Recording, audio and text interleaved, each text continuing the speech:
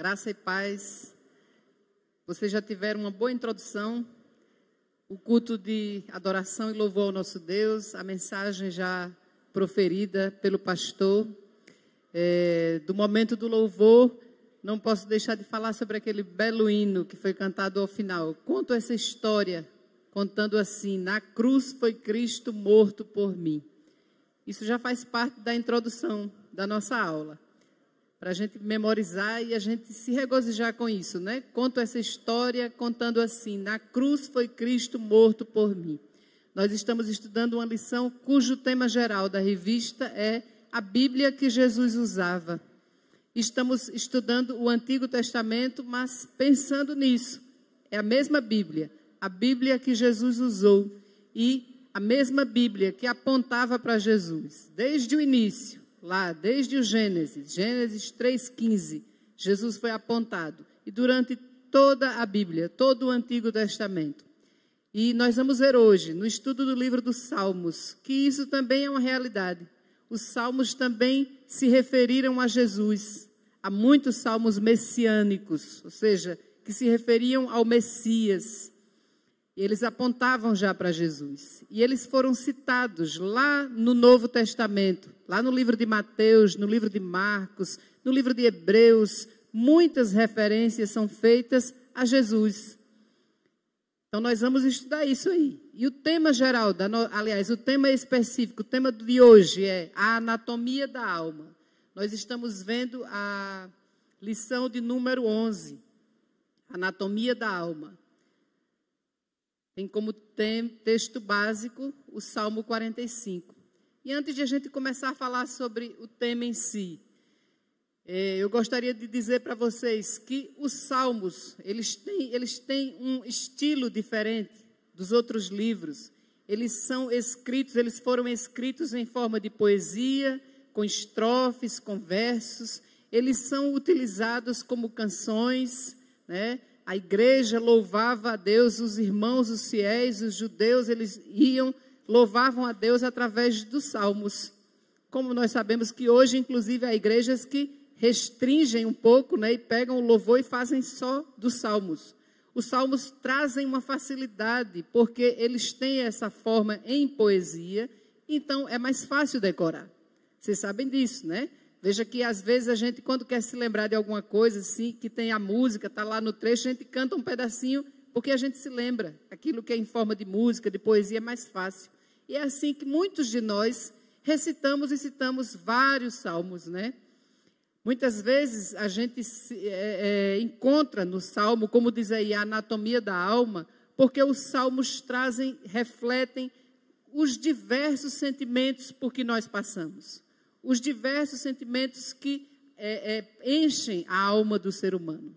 Nós encontramos no Salmo temas como tristeza, alegria, angústia, ansiedade, e às vezes em um único Salmo nós vemos isso. Quando nós falamos, por exemplo, assim, como suspiram as corças pela corrente das águas, assim por ti, ó Deus, suspira a minha alma. Olha, nós estamos falando de um anseio, um desejo.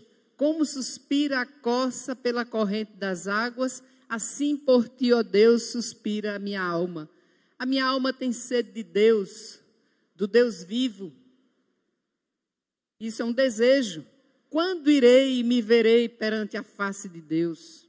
As minhas lágrimas têm sido meu alimento dia e noite, enquanto me dizem continuamente: o teu Deus, onde está? Então, nós usamos os salmos, e esse salmo aqui, ele já traz no início um desejo, um anseio, e aí chega no momento em que expressa um dos sentimentos que assola o ser humano: a tristeza, a angústia, a depressão. Porque quando o salmista disse assim: as minhas lágrimas têm sido meu alimento dia e noite, enquanto me dizem continuamente: o teu Deus, onde está? Ele não está falando de outra coisa senão de depressão, de tristeza, de uma angústia profunda. E aí ele pergunta a si mesmo: por que estás abatida, ó minha alma? Por que te perturbas dentro de mim? Não é assim a pergunta que ele faz, né? Por que estás abatida, ó minha alma? Por que te perturbas dentro de mim? Aí ele vai com o final e ele diz: espera em Deus, pois ainda o louvarei, né? Espera em Deus, pois ainda o louvarei.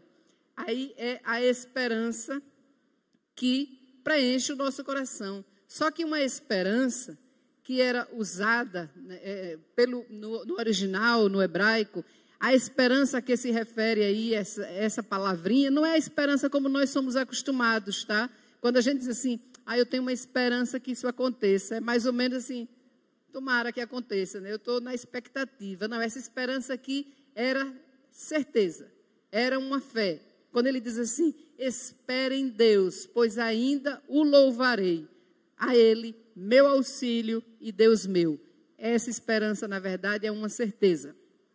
É fé, é confiança. Então, eu recitei aqui esse texto, que é o Salmo 42, para mostrar que em um mesmo salmo nós encontramos os diversos sentimentos.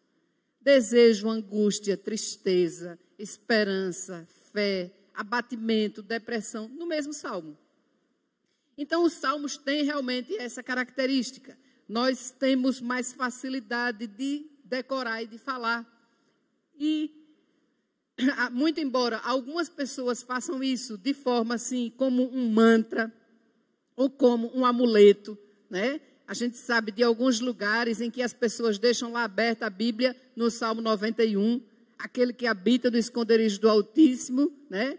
Nada vai acontecer. Deus é o nosso refúgio e fortaleza. Muito embora muitas pessoas utilizem os salmos de maneira equivocada, porque usam assim como um amuleto, como algo que vai ser contra a má sorte.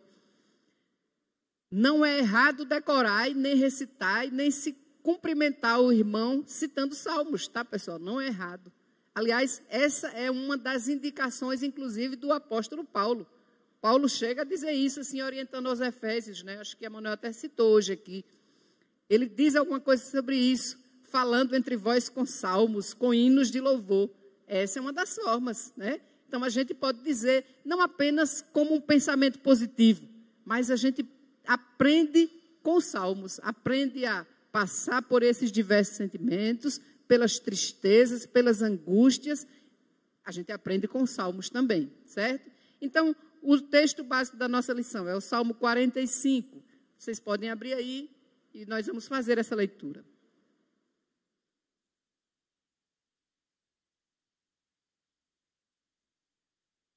De boas palavras transborda o meu coração. Ao rei consagro o que compus. A minha língua é como a pena de habilidoso escritor.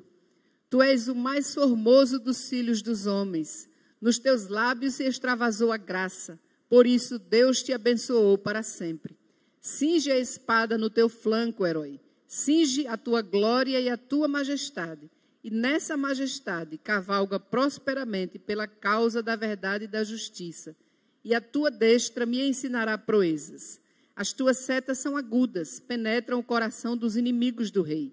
Os povos caem submissos a ti. O teu trono, ó Deus, é para todo sempre. Cetro de equidade é o cetro do teu reino. Amas a justiça e odeias a iniquidade. Por isso, Deus, o teu Deus, te ungiu com o óleo da alegria, como a nenhum dos teus companheiros. Todas as tuas vestes recendem a mirra, aloés e cássia. De palácios de marfim ressoam instrumentos de cordas que te alegram. Filhas de reis se encontram entre as tuas damas de honra. À tua direita está a rainha, adornada de ouro finíssimo de Ofir. Ouve, filha, vê, dá atenção. Esquece o teu povo e a casa de teu pai. Então o rei cobiçará a tua formosura, pois ele é o teu Senhor. Inclina-te perante ele. A ti virá a filha de Tiro, trazendo donativos. Os mais ricos do povo te pedirão favores. Toda formosura é a filha do rei no interior do palácio. A sua vestidura é recamada de ouro. Em roupagens bordadas, conduzem-na perante o rei.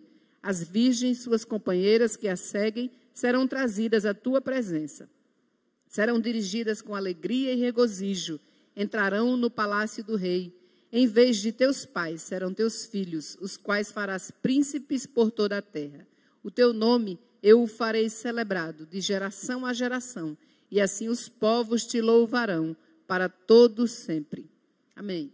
Esse é um salmo para mostrar o seguinte: nos vários comentários que eu li, que eu dei uma olhada, nas várias mensagens que eu vi sobre ele, o Salmo, na verdade, retrata um casamento de um rei, mas chega a um determinado ponto, um determinado momento do texto, que se vê que é uma referência ao grande rei, a Deus mesmo, a Jesus, certo? É o ungido de Deus e a sua noiva, né? Se você olhar lá em cima, é salmo didático, cantado com amor, tal. Então, ele representa como se fosse um casamento, e não é isso que é de fato.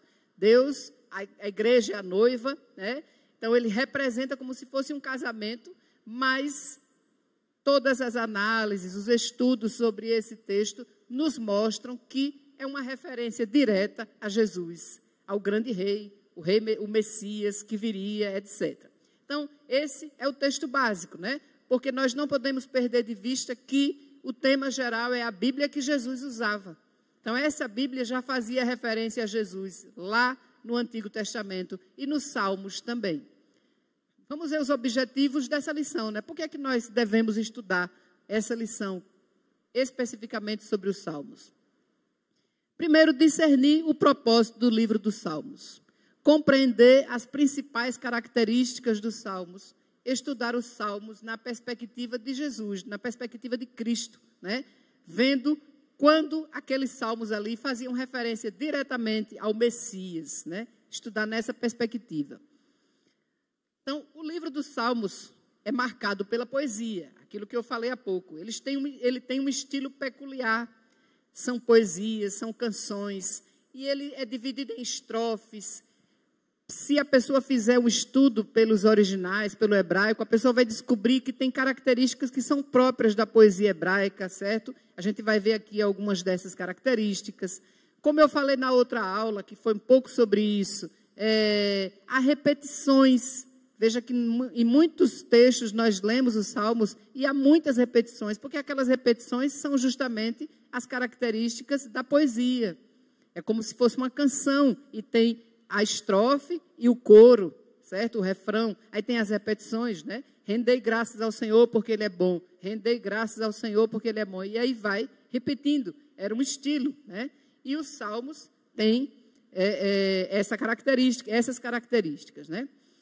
Então, como eu falei, eles trazem, por isso, uma facilidade para decorar. A gente decora com mais facilidade, né? E não é porque algumas pessoas usam o livro de Salmos apenas como um mantra, como eu disse há pouco, como um amuleto, deixam aberto ali e pronto, como que aquilo ali tivesse um poder de abençoar a sua vida e o ambiente. Não é por isso que nós não devemos decorar. Devemos sim decorar os textos, decorar o livro de Salmos, aprender em cada um desses textos, como eu falei há pouco, né? O tema é a anatomia da alma. Eles trazem os diversos sentimentos que assolam o ser humano. Tristeza, alegria, amor, medo, bondade, coragem. Então, esses salmos devem ser, sim, eles nos ajudam, eles nos confortam e também eles nos confrontam. Quantas vezes, né, a gente lê um texto e a gente fica se pensando, será que é isso mesmo? O que é que eu estou entendendo por isso, né? Por exemplo, ontem eu estava lendo o Salmo 41, e aí no texto diz assim, no versículo 2, o Senhor, aliás, o início, né? Bem-aventurado que acode ao necessitado, o Senhor o livra no dia do mal, o Senhor o protege, preserva-lhe a vida e o faz feliz na terra. Não o entrega à discrição dos seus inimigos. Eu fiquei com isso aí martelando na minha cabeça. Não o entrega à discrição dos seus inimigos. Aí eu fiquei pensando, fui ver em outra Bíblia para ver se tinha uma referência diferente, uma tradução diferente. O que será que quer dizer isso? Não o entrega à discrição dos seus inimigos. Pensei assim, discrição é você ser discreto, você não viver alardeando uma coisa, você não fazer fofoca, você é uma pessoa discreta. Então, não entregar a discrição do inimigo, eu imaginei, pode ser, não deixa que a pessoa seja refém do inimigo. O inimigo é quem vai ficar ali. Você está aí prosperando porque você está contando com a minha discrição. Na hora que eu não quiser mais ser discreto, você vai, certo? Então, eu entendi, será que é isso? Aí, por que eu estou dando esse exemplo? Porque nós devemos ler e realmente estudar, pesquisar, pensar. analisar, ver um texto, ver outro, confrontar. O que é que esse texto está dizendo? Como é que eu posso entender melhor? Não entendi bem, vou perguntar a alguém, pergunta a uma pessoa que entenda mais um pouco, que tenha mais recursos, né? Livros, etc. E os textos servem, então, para isso, para que a gente vá lá e estude. Por exemplo, algumas pessoas chegam e dizem assim, quantas vezes nós não já vimos, né? Pessoas dizendo, assistindo a programas de igrejas no rádio ou na televisão, e que refutam e rechaçam assim, completamente a ideia de que um crente pode ter depressão. Alguém já ouviu alguma coisa desse tipo? No entanto, você chega lá nos textos bíblicos e você encontra textos variados em que se fala de momentos de depressão profunda, de pessoas que sofreram depressão profunda. E os exemplos que nós temos não são apenas no texto bíblico. Nós conhecemos e sabemos da história dos pais da igreja, pessoas que foram importantes na disseminação do evangelho e que elas sofriam, por exemplo, de depressão. Então, os textos nos levam a esse tipo de conhecimento. E a gente pode o quê com isso? A gente pode se fortalecer. Não é verdade? Porque a pessoa vai lá, estuda, lê, aí diz assim, olha, eu tenho me sentido assim. Eu durmo e acordo, minha cama está molhada de lágrimas. Tem um momento de Davi, daquele ali. Outros momentos tais, né, como, por exemplo, do profeta, que já tinha vencido tantas batalhas, tantas lutas, e depois se escondeu. Ficou escondido, com medo lá, deprimido, triste, arrasado. Então, a gente tem que ler, tem que estudar e analisar o que é que o texto traz para cada um, né? Então, os salmos nos ajudam, nos confortam e nos confrontam. Por serem poesias e canções, são mais fáceis de decorar, como eu falei há pouco, né? E aí, nós devemos decorar mesmo. Por exemplo, como é que a gente pode falar? A orientação de Paulo aos Efésios é falando entre vós com salmos, né? Etc. Como é que a gente pode falar? Como assim, falar entre vós com salmos? E aí a gente vai aprendendo algumas coisas, né? Se eu disser, por exemplo, assim, o Senhor é meu pastor, como é que completa isso? Nada me faltará. Elevo os meus olhos para os montes, de onde me virá o socorro. Deus é o nosso refúgio e fortaleza. Socorro bem presente. Então, é importante a gente saber? É importante, claro. É importante a gente saber. Às vezes a gente não tem o que dizer a alguém, mas a gente se lembra de um salmo, se lembra de alguma coisa assim, aí diz, né? Depois de um tempo eu entendi assim que a gente não é para fazer muita coisa, a gente só precisa soltar a voz. E aí o resto a gente não sabe como é que vai ser. Deus pode fazer. Depois de um bom tempo, às vezes a gente fica pensando assim, vou arrodear, né? O que é que eu vou dizer? Como é que eu vou falar? O que é que eu vou... Mas existe uma carência, pessoal.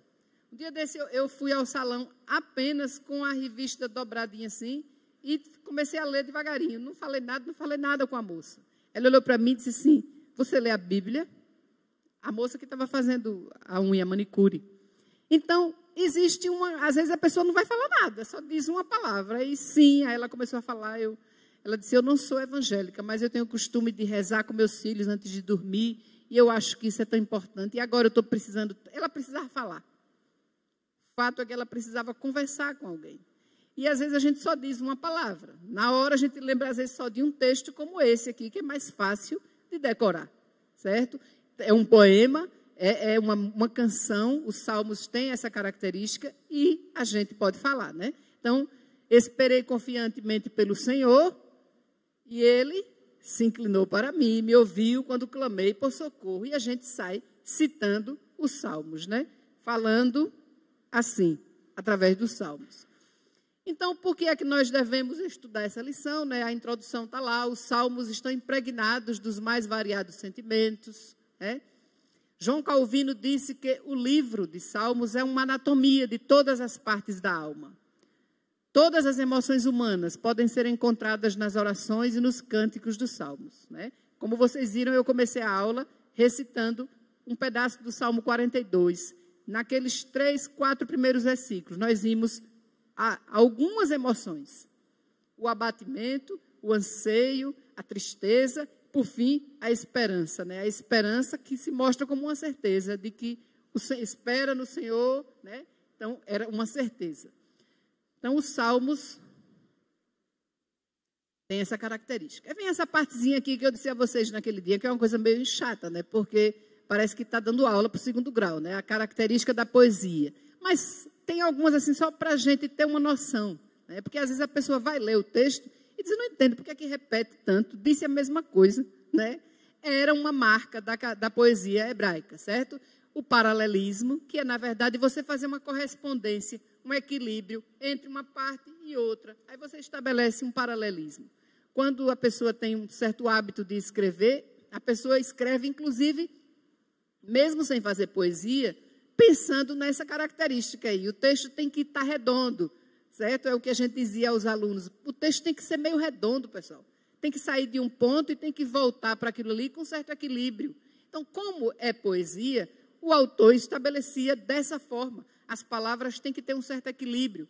Para a gente fica um pouco difícil entender melhor, porque a gente não conhece o original, o hebraico. Então, quando fala, por exemplo, que a poesia, o texto ali do Salmo é como um acróstico. O acróstico, acho que quase todos têm conhecimento, têm intimidade com a palavra. O acróstico, aqui na nossa língua, é quando nós escrevemos uma poesia, por exemplo, e cada letrinha que vai iniciar aquele verso corresponde àquela palavra que a gente quer formar, né? Por exemplo, você quer formar um acróstico com a palavra igreja, com o nome igreja.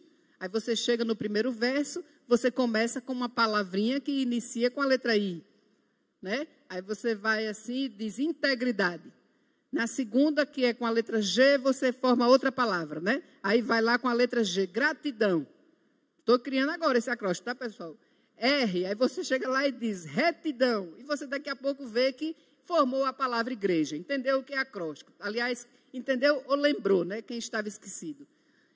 Da mesma forma, a poesia hebraica tem essas características. Mas como nós não conhecemos o original, aí a gente não sabe. E qual foi a letra que começou? Foi com alfa? Foi com a letra tal? Com a letra E, beta? A gente não sabe, aí fica meio difícil, tá? Mas essa é uma característica. Então, paralelismo é isso, é esse equilíbrio, essa correspondência entre uma parte e outra do texto. Então, quando o autor diz, por exemplo, assim, quando ele diz, o Senhor ouviu a minha súplica, o Senhor ouviu a minha oração. Está lá no Salmo 6, versículo 9. O Senhor ouviu a minha súplica, é uma parte do verso. A segunda parte do verso, o Senhor atendeu a minha oração.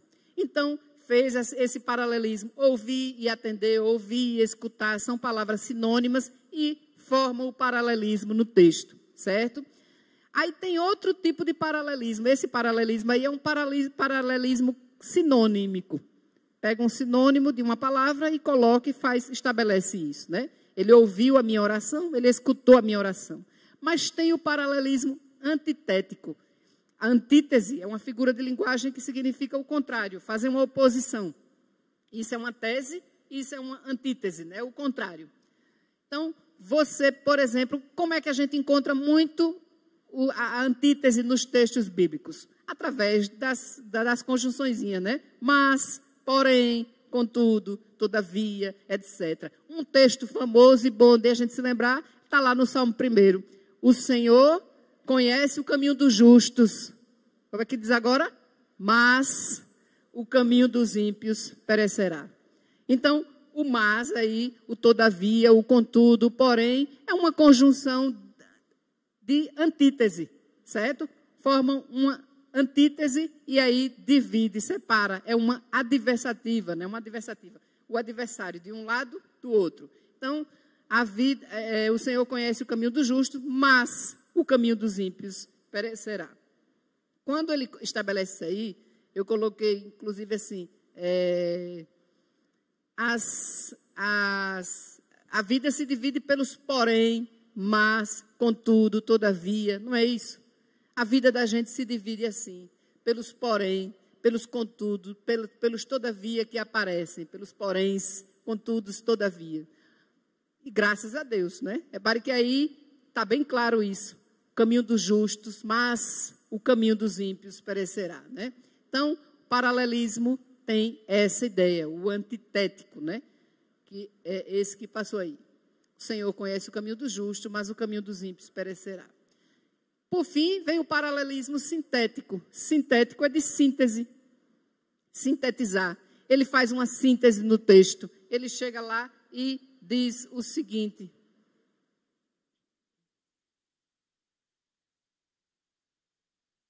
Ele diz o seguinte: a lei do Senhor é perfeita e restaura a alma. O testemunho do Senhor é fiel e dá sabedoria aos simples. Então, ele faz uma síntese, certo? O testemunho do Senhor é fiel e dá sabedoria. A lei restaura, o testemunho dá sabedoria, certo? E é isso que é um dos objetivos, um dos propósitos do livro de Salmos. É através dos Salmos, é através do livro de Provérbios, por exemplo, que a gente tem uma fonte de sabedoria. Como é que a gente deve proceder? O que é que a gente deve fazer? É aquilo que nos segura, que nos deixa, né, assim, mas que nos confronta o tempo todo. Né? Isso acontece a todo instante, em todos os momentos, pessoal.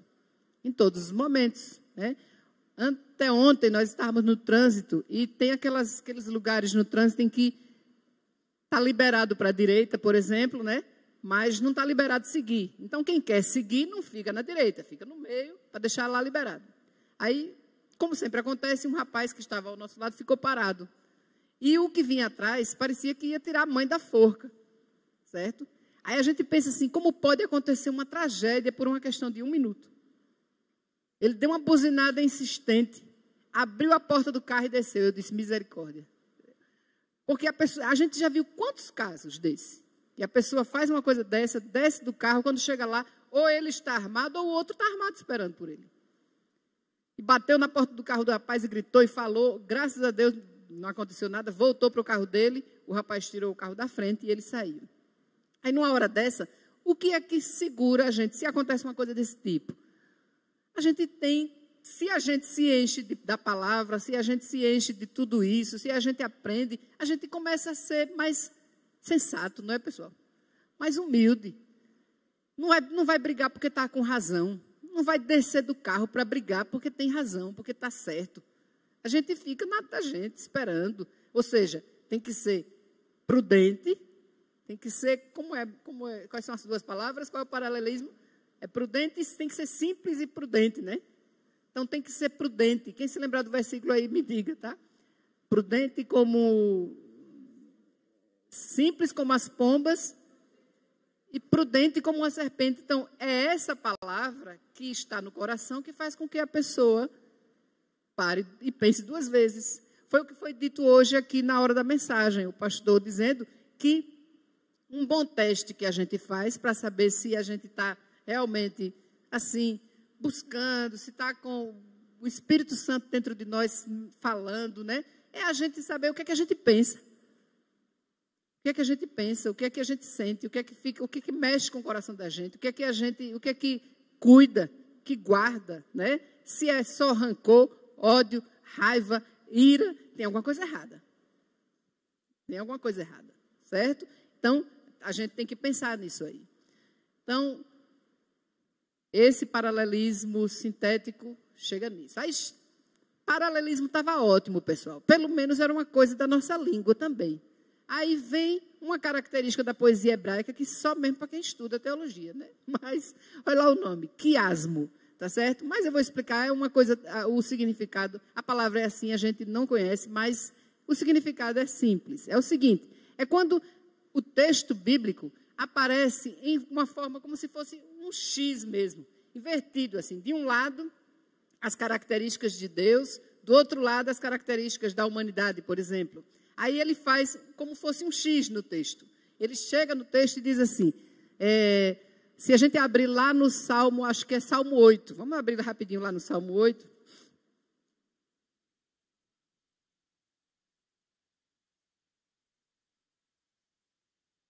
O Salmo 8, lá no verso 1, fala sobre, como eu coloquei ali, o domínio de Deus, certo? A excelência do nome de Deus. Então, ó Senhor, Senhor nosso, quão magnífico em toda a terra é o teu nome. Da boca de pequeninos e crianças de peito suscitaste força por causa dos teus adversários. Quando contemplo as tuas obras, os teus dedos, tal. Aí ele fala toda a grandeza de Deus. Depois ele vem e faz referência à humanidade, tá? O que é o homem? Que dele te lembres? Fizeste por um pouco menor do que Deus. Deste-lhe o domínio sobre as obras. Aí vem falando sobre as características do homem. Então ele faz como um X, faz um cruzado, certo? Características de Deus e as características da humanidade, do ser humano, etc. Então, é um tipo também de maneira de expressar a poesia hebraica. Depois dessa aí, vem uma das características também, eu já falei aqui um pouco hoje, é o acróstico, que para a gente fica um pouco difícil identificar, porque a gente não lê a Bíblia no original. Aí fica difícil identificar, porque no acróstico, na nossa língua, como eu já falei, cada letrinha é o início daquela palavra que vai se formar.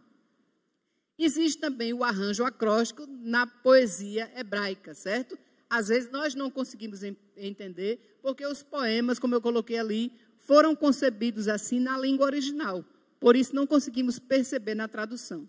Então, se a gente lesse no original, veria que aquele salmo começou formando um acróstico. Por exemplo, todas as letras do alfabeto grego, começando lá do Aleph, vai o beta, tal, até chegar no ômega. Às vezes, o poema, o salmo foi concebido daquela forma, certo? Fica um pouco estranho para a gente entender, porque a gente não tem o original. Qual o propósito, então, dos salmos? Nós já falamos um pouco sobre isso aqui, né? Quando tem a pergunta assim, é o que eu tenho comentado com o Chico, eu digo, Chico, fica tão difícil dar aula na frente, porque a gente quer perguntar, quer que o povo fale. Mas, nesse formato, a gente ainda não descobriu, ou então, vocês ainda não se libertaram para falar, para chegar assim, dizer e falar. Mas quais são os propósitos? Os salmos foram escritos como orações e cânticos. São palavras humanas dirigidas a Deus, mas são palavras inspiradas pelo Espírito de Deus. Ou seja, quando a gente lê lá no Salmo que tem assim, Salmo de Davi, alguém pode chegar e dizer, olha aí, o Salmo foi escrito por Davi, por um homem. Foi Davi quem disse isso aí. Mas o que é que está dizendo aqui? Que a gente sabe, toda a Bíblia foi inspirada por Deus. E aquilo só entrou porque Deus permitiu. Só faz parte do cânon sagrado porque Deus permitiu. Então, quando Deus permitiu que temas como depressão, tristeza, angústia entrassem nos salmos, é porque Ele sabia quais eram as nossas necessidades.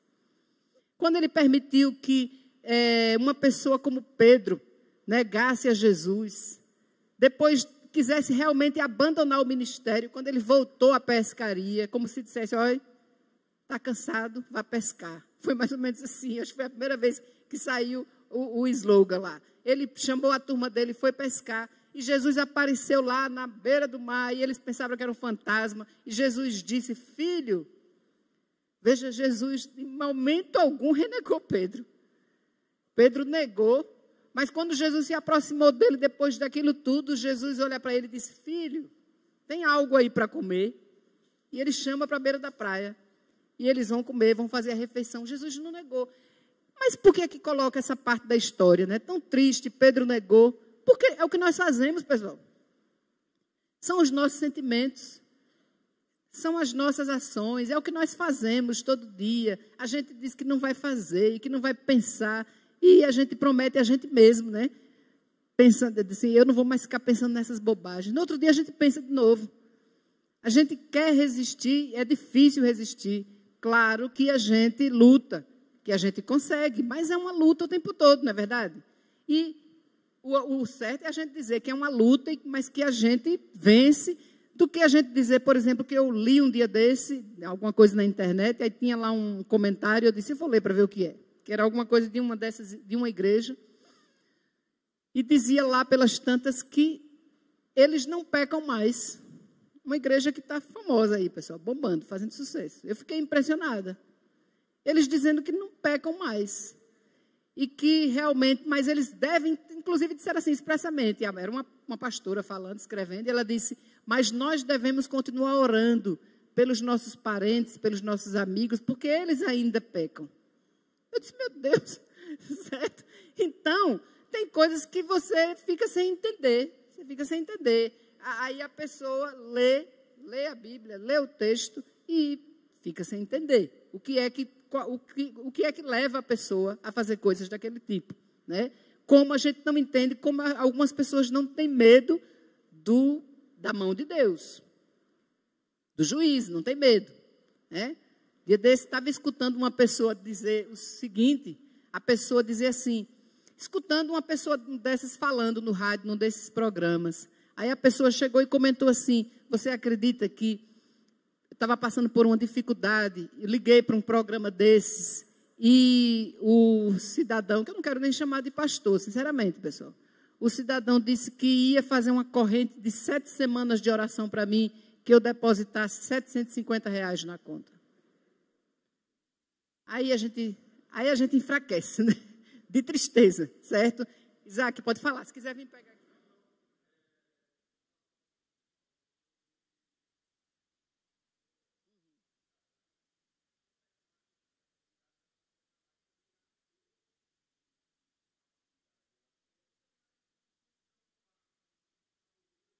Pronto, está tudo tranquilo. Isso mesmo. Foi boa a participação de Isaac em todos os sentidos, Isaac. A palavra e também para animar vocês. Ouvi também, por esses dias, alguém dizendo assim, eu sou da igreja tal, mas a minha igreja é livre, ninguém pega no pé de ninguém. Cada um é por si e ninguém fica exigindo nada de ninguém. Aí eu saí do local, conversando com o Chico, pensando, como será isso, né? É para estar liberado, cada um faz o que quer e ninguém pega no pé de ninguém, certo? Então, tem os extremos, as coisas assim que a gente não entende. E por tudo isso, realmente, a palavra tem que estar no coração da gente, né, pessoal? A gente tem que estar assim, pensando. Tem que ficar o tempo todo fazendo uma balizando, tentando, será que isso está certo? Será que é isso mesmo que eu estou ouvindo? Isso é desse jeito? E a pessoa ir lá e estudar, tirar dúvidas, ter sempre uma orientação de alguém sério, uma pessoa que realmente estuda, que conhece, para ir lá e dar uma... Porque realmente há uma coisa assim absurda, uma disseminação de coisas que você fica impressionada. Quando a gente não conhece bem, não sabe muito bem quem é que está falando, a gente fica até em dúvida. Aí você vai ter que ir lá, olhar, quem é esse que eu estou escutando isso? O que é que essa pessoa está dizendo? Né? Tem um desses famosos que falam na internet, e que ele é um doutor em teologia, doutor em arqueologia, alguma coisa desse tipo. E ele realmente é muito bom. Ele já deu entrevistas assim no Jô Soares, em todo canto, e ele realmente é uma capacidade. Mas um dia desse, quase para tirar um 10, como naquele programa que diz, já ia levar um 10. Aí ele colocou assim, acima de tudo e de todos, o sábado e as restrições alimentares. Aí eu disse, não é por aí, certo? E dando uma entrevista, assim, famoso, dando uma entrevista com médicos do lado, com outros teólogos, ele começou a falar, aí ele enfatizou tanto a questão da carne, de não comer carne tal, de não fazer isso, porque isso vai de encontro, e de que o sábado é assim. Aí eu disse, porque a gente sabe que a pessoa pode, inclusive, se quiser, dizer, não, eu vou guardar, eu quero guardar, ou então eu não como isso por uma questão de saúde, eu acho melhor, se você quiser também, é ótimo, mas não achando que aquilo ali é uma doutrina, pessoal, que aquilo ali faz parte da... Se eu deixar de fazer aquilo, eu estou perdida, certo? Se eu não guardar isso assim, eu estou perdida. Aí não pode, porque aí está colocando acima de Jesus. E a gente tem que ficar atento a isso. Porque Jesus é o único, é só por Ele. A salvação é só através dEle, por Ele e pronto. Não tem outro meio, certo? Então, eu acho que é uma característica familiar, né? Misturar os assuntos, né, Sheila? Então, os salmos foram escritos para isso, como orações e cânticos. São palavras que nos ensinam a orar e a louvar. Às vezes, coisa tão boa, né? Quando a pessoa vai orar, que a gente vê que a pessoa cita alguns textos. É uma coisa boa, né? A pessoa cita e ora em cima daquilo ali, né? Senhor, aí cita alguma coisa, como tu fizeste assim, assim. Tem um texto que eu acho muito bonito, acho que é Isaías, não sei se é Isaías 26, que chega lá pelas tantas, a pessoa do profeta diz assim: ainda são os teus filhos, Senhor, que estão aqui pedindo. É como se dissesse: somos nós, os teus filhos que estão aqui pedindo. Olhe por nós, certo? Então, é interessante a pessoa saber decorar, orar, inclusive, através disso aí. O Salmo 1 revela que o propósito, porque aí vem os propósitos dos Salmos. Um dos propósitos que ensina é como alcançar a felicidade. O Salmo 1 revela que o propósito dos Salmos é a instrução sobre como alcançar a felicidade. A verdadeira felicidade é encontrada numa vida de temor a Deus. Não é isso que a gente fala, né? Temor a Deus é o princípio da sabedoria.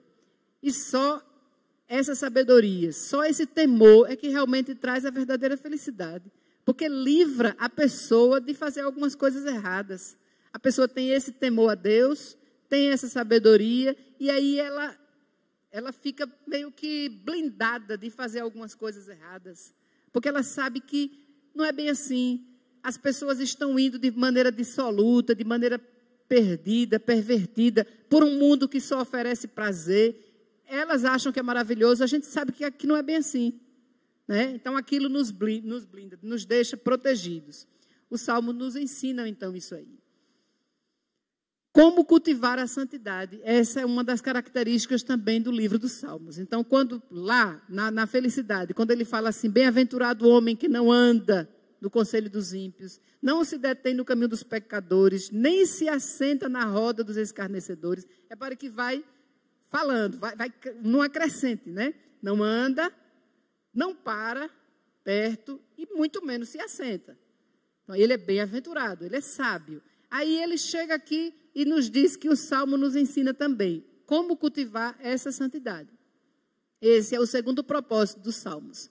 Desejamos ser felizes, né? Claro. Os Salmos mostram que esse também é o desejo de Deus. E os Salmos revelam que essa felicidade é alcançada através de uma vida santa. É uma vida pautada na justiça, no acordo, no ajuste, pautado no bem do próximo. Como pode ser feliz uma pessoa egoísta, uma pessoa injusta, uma pessoa indigna? Será que é feliz, pessoal? Uma pessoa que ama o dinheiro. Quem conhece uma pessoa rica e que sempre está infeliz? Eu conheço, certo? Então, a pessoa sempre está infeliz, sempre está reclamando, sempre acha ruim tudo e não quer perder um tostão e está chateado porque ontem teve uma queda, não sei o que, assim, na bolsa, que eu pensei que era uma bolsa de verdade, não era a bolsa, certo? E aí teve uma queda e a pessoa só via, e a gente pensando assim: meu Deus do céu, que coisa, é tanta mensagem que tem a toda hora, né? Na internet, sobre isso, sobre a efemeridade da vida, sobre a efemeridade da gente mesmo, sobre a maneira como o corpo da gente é tão frágil, né? Por esses dias, assistindo alguma coisa, vi na internet alguém dizendo assim: não sei como alguém ainda é orgulhoso, veja o que pode acontecer. Aí era alguém, um cadáver sendo exumado, um corpo sendo exumado. Então, depois de certo tempo, abre, tira o caixão, barará, e só sai pedaço de coisa, um pedacinho aqui, um pedacinho ali, um osso tão fino. E eu, meu Deus do céu, veja só. Não é verdade? Uma coisa, é isso que nós somos, e realmente a pessoa vive nessa angústia. Então, uma pessoa dessa não é feliz. Aí os Salmos nos ensinam que essa graça, a palavra de Deus, é esse meio de graça para a pessoa ser feliz mesmo. E ser feliz apesar das circunstâncias, apesar da luta, apesar de doenças. Aí não quer dizer também, a gente não vai chegar na outra heresia, no outro extremo, de dizer que é porque não vamos ter doença, vamos ter muito dinheiro no bolso, saúde para dar e vender. Não é isso, né, pessoal? Não é isso.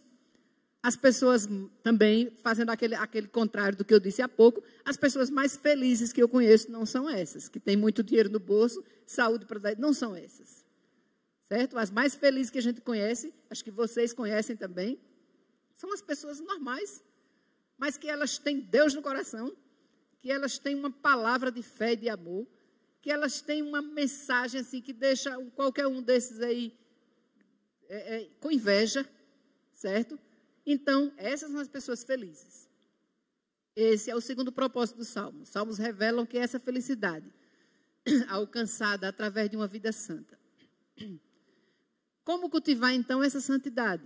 A palavra de Deus é um meio de graça que converte a alma. Lá no Salmo 19, a lei do Senhor é perfeita e restaura a alma. O testemunho do Senhor é fiel e dá sabedoria aos simples. São mais desejáveis do que ouro, muito ouro deplorável, e mais do que o mel e o destilado dos favos. Então, vem falando aí sobre a palavra. Converte a alma, mexe com o coração, mexe com a pessoa, né? E a pessoa é confrontada. Meu Deus, eu acho que eu estou fazendo isso errado. Eu acho que eu não estou agindo certo, tá? Eu acho que eu estou sendo desonesto, desonesta. E aí é essa palavra que nos confronta. E ela dá sabedoria, que nos protege da queda. Salmo 119, 11. Vamos abrir aí, por favor. Salmo 119.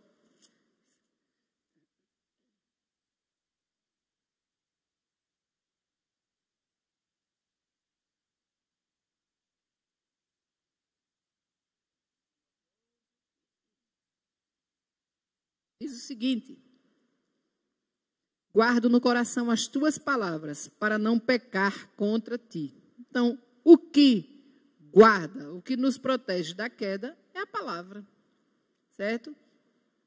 Como eu digo sempre assim, quem não tem esse temor e essa palavra, pessoal, é o que diz no texto de Provérbio: pecar é como sujar a boca, lava e pronto, está tudo certo.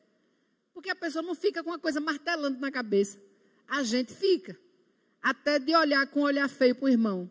Não fica? Na hora H da mensagem, aí diz assim, coisa feia é falar mal do outro. Aí você se lembra que na hora você está pensando mal de alguém. Aí você diz, meu Deus, misericórdia. Só a graça. Mas não é desse jeito? Então é o que nos faz ficar o tempo todo pensando, né? Burilando, ajustando os pensamentos e as ideias. É essa palavra guardada no coração. Vou repetir, Salmo 119, 11, né? Guardo no coração as tuas palavras para não pecar contra ti. Então, é assim.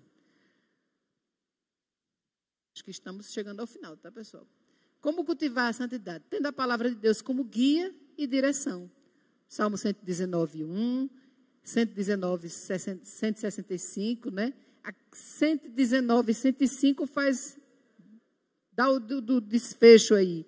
Lâmpada para os meus pés é a tua palavra e luz para os meus caminhos. Então, é o que dá a direção geral, né? Então, essa palavra nos serve de lâmpada, ilumina o nosso caminho, certo?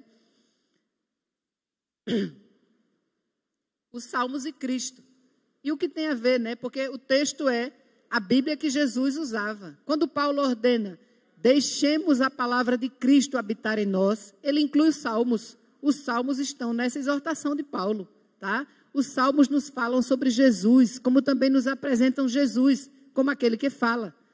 Quando nós, no Salmo 22, se não me engano, né? Deus meu, por que me desamparaste? Essas foram as palavras ditas por Jesus lá adiante. Mas o Salmo foi escrito por Davi.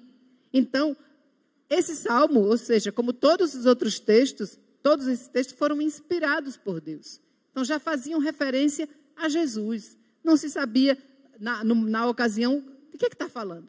Quem é esse? Quem é esse Messias, né? Mas já se referia a ele. Então, os Salmos nos falam sobre Jesus, como também nos apresentam Jesus como aquele que fala. Veja lá, você pode pegar aí e gravar um pouquinho. Alguns salmos são hinos de louvor a Deus. No Salmo 104, Deus é Criador, Deus e Pai. Salmo 107, 1 e 2, é o louvor pela redenção. Que redenção? Quem era que representava a redenção? Cristo, o Deus Filho, certo? Cristo. Então, já se referia a Jesus. No Novo Testamento, Jesus é apresentado como nosso Criador e como nosso Redentor. Está lá em João 1:3, tá? E em Gálatas 3:13. Então, há uma correlação. Se a gente perceber, essa Bíblia que Jesus usava é a mesma, tá? A Bíblia é a mesma, inspirada. Quem salvava na época do Antigo Testamento era a mesma graça também. Era a mesma graça, certo? Muito embora muitos não entendessem ainda, mas já era movido por Deus, chamado por Deus, e a graça era a mesma graça. Por exemplo, quando Abraão foi chamado, veio de um povo idólatra e tudo mais, mas Deus chamou. E foi Deus quem mexeu em tudo, que ele correspondeu ao chamado com fé e tudo mais, tá? Então, Gálatas 3,13, quando cantamos os hinos do Antigo Testamento, estamos adorando a Jesus, da mesma forma, certo? Nos Salmos cantamos para Jesus, sobre Jesus e com Jesus. Ali estão os textos bíblicos sobre isso, certo? Então, qual é a conclusão? Nós seremos abençoados se nos aprofundarmos no conhecimento dos Salmos. Seremos abençoados. Ler desse jeito, né? Meditando, analisando, vendo o que é que se refere, o que é mesmo aquilo, tá? Então, eles nos instruem sobre como apresentar ao Senhor nossas súplicas e nosso louvor. Nele, temos o Senhor nos liderando em louvor ao Pai, certo? Nos Salmos. Qual a aplicação? Como poderemos crescer em interesse e amor pela poesia dos Salmos, né?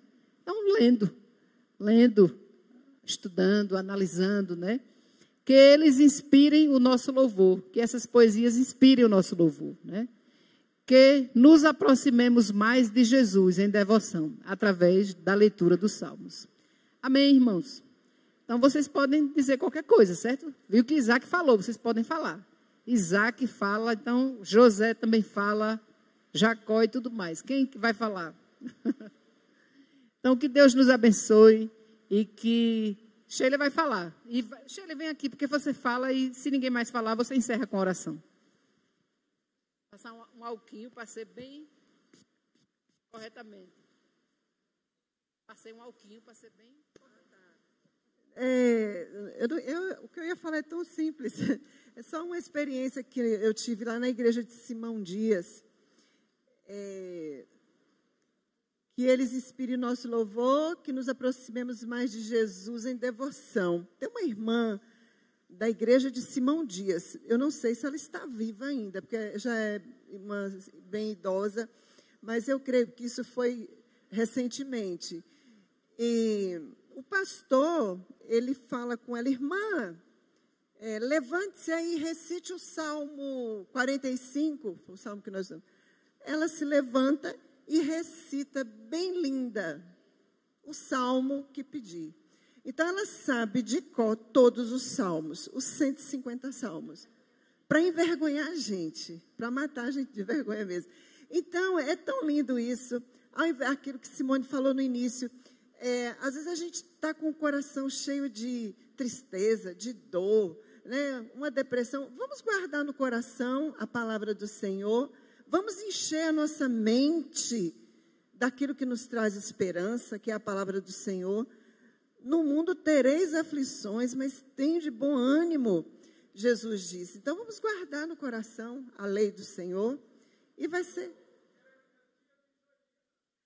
Joelina, sua tia, ela está viva?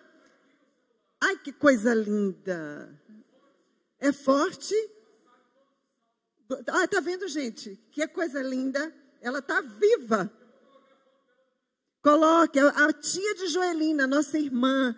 Eu fiquei encantada com ela, eu fiquei assim, meu Deus, eu quero aprender, eu quero decorar também. Então, vamos orar para que Deus nos dê essa disposição de meditar e guardar a sua palavra no nosso coração, para que a gente não peque contra Deus. Então, vamos orar. Senhor, esse estudo da palavra que tivemos nesta manhã, foi maravilhoso, Senhor, mas que não seja maravilhoso somente aqui dentro do templo. Que ao sairmos, ó Deus, daqui, guardemos esses ensinamentos para o nosso dia a dia. E que ao sermos abordados lá fora, nós sempre tenhamos, ó Deus, uma palavra, e não a nossa palavra, não aquilo que achamos, mas sim a tua palavra, porque ela é espada. É ela, ó Deus, que vai direto ao ponto. É ela quem vai, Senhor Deus, saciar a sede das pessoas. Não são os nossos pensamentos, não são os nossos ensinamentos, não são as nossas palavras que servem de consolo para as pessoas, mas sim a tua palavra. Ó Deus, que sejamos canais de bênçãos para a vida de outras pessoas. Que esta igreja seja conhecida como uma igreja que vive a palavra. Ó Deus, obrigada por esta palavra, pois onde estaríamos nós se não fosse a tua palavra de vida eterna? Quem seríamos nós, ó Deus, se não fosse a tua palavra em nós? Obrigada, Senhor Deus. E ajuda-nos a sermos como essa irmã maravilhosa lá de Simão Dias, que tem os salmos todos decorados. Ó Deus, que sejamos uma igreja, que realmente seja aquela igreja que falemos entre nós, ó Deus, com hinos e salmos, ó Deus, com cânticos espirituais, com hinos e salmos, ó Deus, que louve o nome do Senhor, que exalte a grandeza do Senhor. Abençoa, Senhor Deus, a nossa igreja. Em nome de Jesus, amém.